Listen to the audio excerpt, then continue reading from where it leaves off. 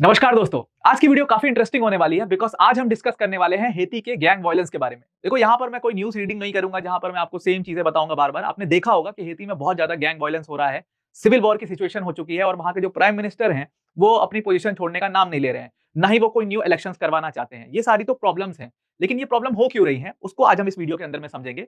जो in depth problem है Haiti की और इसी वजह से हेती हमेशा अनस्टेबल रहता है, वो सारी चीजें आज हम इस वीडियो के अंदर में देखने वाले हैं। देखो हमारा पर्पज ही इस वीडियो को लाने का ये है कि आपको एक ब्रॉडर व्यू, ब्रॉडर पर्सपेक्टिव मिल सके कि ये प्रॉब्लम्स जो जिस भी कंट्रीज में हो रही है वो आखिर क्यों हो रही हैं और उसको कैसे ठीक किया जा सकता है। तो मेरा भी पूरा ऑब्जेक्टिव यही रहता है कि मैं आपको ये समझा पाऊं कि आखिर ये प्रॉब्लम अगर हो रही है तो क्यों हो रही है और इसको कैसे ठीक किया जा सकता है। तो आइए without wasting any time video start करते हैं। स्टार्ट करने से पहले एक बहुत बड़ी अनाउंसमेंट है रियाय सब टीम की तरफ से दैट हमने अपना व्हाट्सएप चैनल लॉन्च करा है और इस व्हाट्सएप चैनल की लिंक हमने वीडियो के डिस्क्रिप्शन में दे दी है। जब आप इस लिंक पर क्लिक करोगे तो कुछ ऐसा इंटरफेस आपको दिखाई देगा। यहाँ पर जो ऊपर फॉलो का बटन है इस पर क्लिक कर लीजिएगा तो आप इस चैनल पर ज्वाइन हो जाएंगे और उसके साथ साथ ये जो बेल का आइकॉन है इस पर भी जरूर से क्लिक कर लीजिएगा।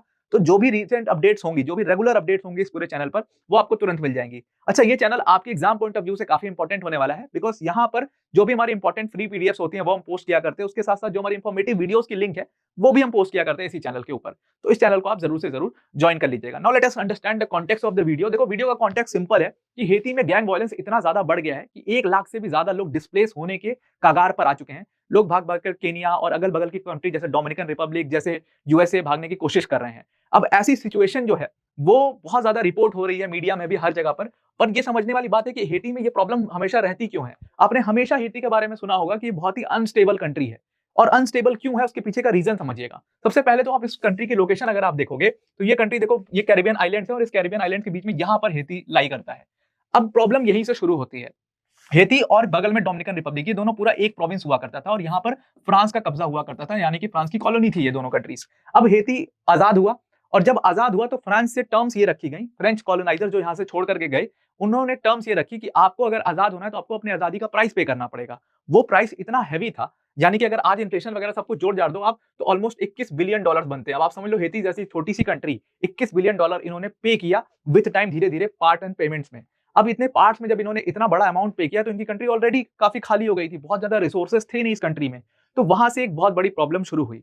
अच्छा, अब बाहर की कोई कंट्री हेती में क्यों नहीं जाती थी, इसके पीछे का भी रीजन है। बाहर की कोई कंट्री हेती में जाकर के वहां पर इन्वेस्टमेंट नहीं करना चाहती थी। अब बड़े कॉर्पोरेट हाउसेस हेती के अंदर जाकर के इन्वेस्टमेंट नहीं करना चाहते थे। ऐसे ही तो बढ़ता है ना देश, जब बाहर के कुछ कंपनीज आती हैं हम अपनी इकोनॉमी को खोलते हैं, जैसे इंडिया के साथ हुआ 1991 के बाद। आप देखो कि बाहर की कंपनीज आई हमारी कंट्री में आकर के इन्वेस्टमेंट किया, धीरे धीरे हम आगे बढ़े। लेकिन हेती के साथ ये चीज नहीं हो पाई बिकॉज यहाँ पर जो था कि स्लेव कॉलोनी थी ये पूरी। तो स्लेव रिवोल्ट के बाद ये आजाद हुई थी। तो जब स्लेव रिवोल्ट के बाद ये आजाद हुई तो जो टॉप लीडर्स बने वो सारे स्लेव्स थे एक टाइम पर और उनकी मानसिकता ऐसी थी कि वो एक्सप्लॉइट करना ही जानते थे। तो जब फ्रेंच चले गए वहां पर जो लीडर्स बने, जो उन्होंने अपने ही लोगों का बहुत ज्यादा एक्सप्लॉइटेशन किया और फ्रांस ने तो कम एक्सप्लॉइटेशन किया था, उन लोगों ने बल्कि ज्यादा एक्सप्लॉइटेशन किया और पूरा इतना ज्यादा करप्शन हो गया हेती के अंदर में कि ये देश पूरी तरीके से बर्बाद हो गया। ऊपर से ये बहुत ज्यादा डिजास्टर प्रोन स्टेट भी है और डिजास्टर प्रोन होने की वजह से इवन यहाँ पर 2010 में एक बहुत बड़ा अर्थक्वेक आया था जिसमें 1.5 लाख लोग मर गए थे। बहुत बड़ा नंबर होता है 1.5 लाख, और ये 1.5 लाख लोग मरे थे। उसके बाद यूनाइटेड नेशन ने हेती की हेल्प भी की थी और यूनाइटेड नेशन ने ऑलमोस्ट अराउंड 13 बिलियन डॉलर इन्होंने, यूनाइटेड नेशन ने इनको एड भी दिया था। लेकिन क्योंकि यहाँ पर करप्शन इतना ज्यादा था इसकी वजह से यहाँ के जो लीडर्स थे उन्होंने पूरा पैसा खा लिया। फिर से ये डेट रेज करने की इन्होंने यूएस से कोशिश करी, यूएस ने मना कर दिया कि भाई हम क्यों डेट दें, आप तो सारा पैसा खा जाए। तो सेम वही प्रॉब्लम जो पाकिस्तान के साथ है कि जो टॉप लीडरशिप है वही करप्ट है और जब वो टॉप लीडरशिप करप्ट होती है तो आप कैसे स्टेबल करोगे अपने देश को। तो यहां से ये पूरा एक प्रॉब्लम स्टेटमेंट है हेती के साथ और रीजन भी फ्रांस, बाहर के पावर्स और खुद के लीडर्स बहुत बड़ी प्रॉब्लम है हेती के लिए। नाउ थोड़ा सा गुड चेंज हेती के पास तब आता है जब, नाउ हेती के पॉइंट ऑफ व्यू से थोड़ा गुड चेंज तब आता है जब वहां पर प्रेसिडेंट जोवेनेल मोजेस इलेक्शन जीत जाते हैं। जोवेनेल मोजेस बहुत बड़े लीडर थे हेती के, ऑलमोस्ट आप कह लो उनकी पूरी लीडरशिप में सबसे बड़े लीडर थे जोवेनेल मोजेस और ये गुड चेंज के लिए आए थे।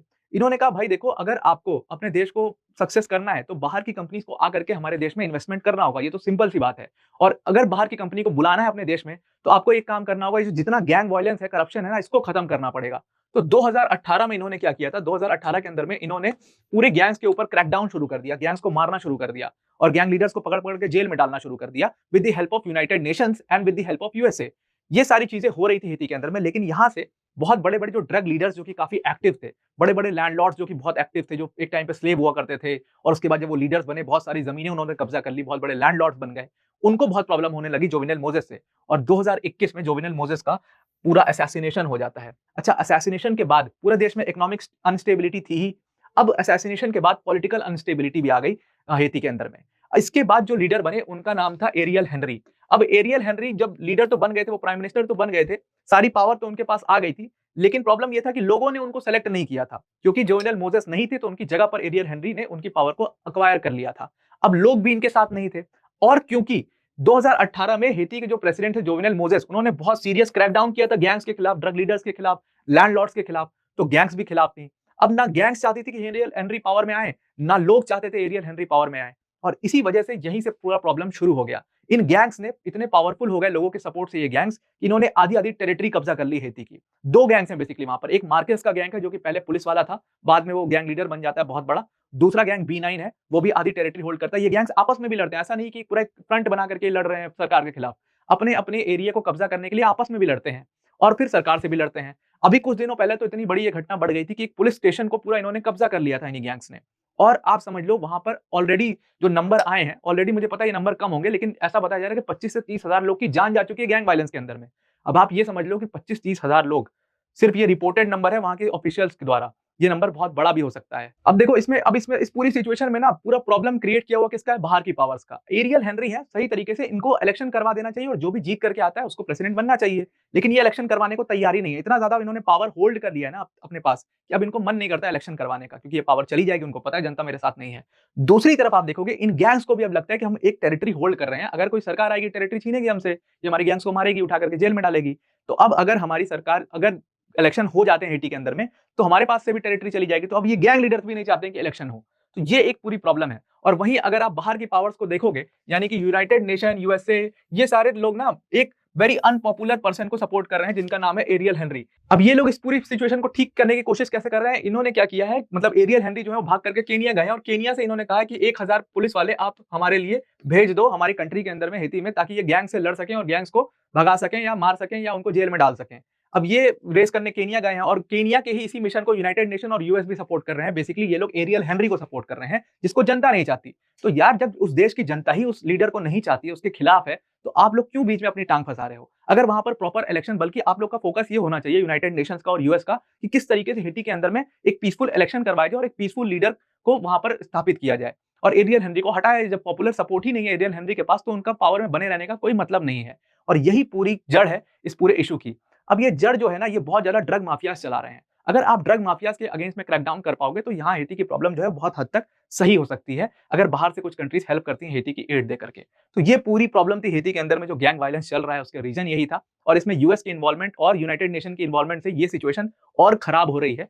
बल्कि यूनाइटेड नेशन और यूएस को ये देखना चाहिए कि किस तरीके से पीस कीपिंग फोर्स भेज करके हम वहां पर इलेक्शन करवा सकें। तो आई होप आपको आज का पूरा वीडियो समझ में आ गया होगा। आज के लिए इतना ही। Thank you and have a nice day.